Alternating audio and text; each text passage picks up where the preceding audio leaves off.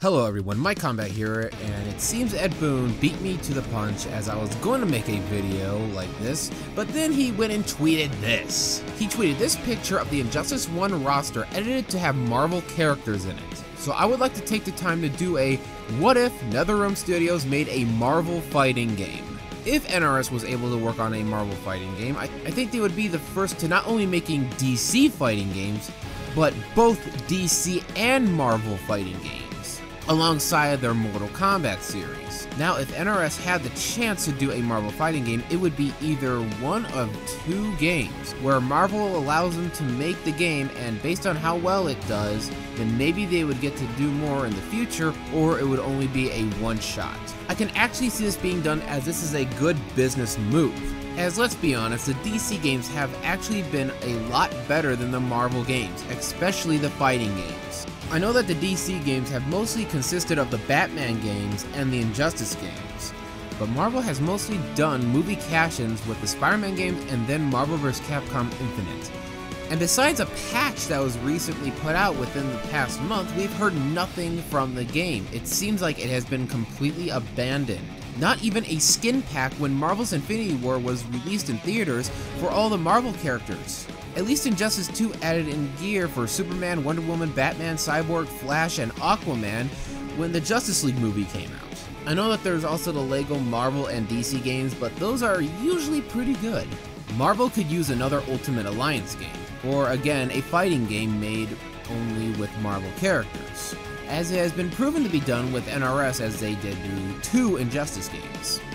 If NRS was able to do the game, then the story mode would be leagues better than Marvel vs. Capcom Infinite's was. As I did watch someone play through the story mode, and the only thing that I can remember is that there is a moment where Spider-Man is taken over by the symbiote for a fight, and that weird-looking boss at the end of the game. There were other problems with Marvel vs. Capcom Infinite, like the roster didn't look well thought out, and even some of the DLC characters looked better than the characters in the main roster, like Venom. And if the game was made, no matter who they put in the roster, no one would really complain, as this would be the first game and everyone would just be happy to be playing as their favorite Marvel heroes and villains. And Injustice 2 has way more content than Marvel vs. Capcom Infinite does. Marvel vs. Capcom Infinite has a story mode, extremely disappointing arcade mode with no endings for the characters, a training mode, and online. Injustice 2 has a story mode with branching paths, a multiverse mode that updates constantly with new challenges, online, training, the gear system, and I think you get my point. So with that said, I'm going to say some characters that I can see being in the main roster of the game if it was made. And this is just for fun, don't take it too seriously.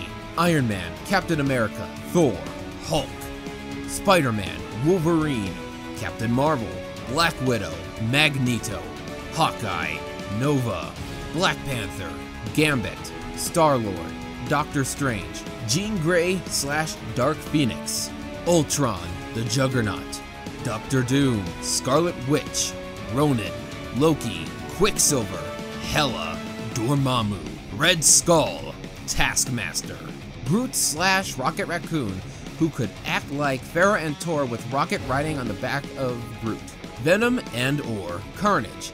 And if you don't really want to have both Venom and Carnage in the game, shaders could be implemented into the game to actually put Carnage into Venom's slot if you don't feel like playing as Venom and want different intros or outros. Deadpool, because NRS would just have so much material to use for him, with him breaking the fourth wall for his intros and outros, and generally everything about this character would be awesome. Also, he could probably drop a lot of hints for NRS's future installments to other games. And lastly, Thanos as a pre-order bonus. I think that roster, give or take a few characters, would work greatly for a Marvel fighting game done by NetherRealm Studios. How would they fit into the story though? I have no idea. Honestly, I'm just saying some characters I would really like to see. The gear system would absolutely work for this just like it did for Injustice 2, as all the Marvel characters have many different costume designs, so that would be amazing to see tons of them being used in a game like this. And I think that will do it for this video. I just wanted to talk about what I thought would happen if NRS had the chance to also work on a Marvel fighting game. Do you guys like the idea of NRS also working on Marvel as well as DC fighting games? And who would you like to see in the game if it was real? Please put your own ideas, thoughts, and etc. down in the comments below, because honestly, you never know, this could happen in the future. Please like, comment, and subscribe, share this video as it helps the channel grow, and hit that notification bell as it keeps you updated on when I upload, because my upload schedule is all over the place. Until next time.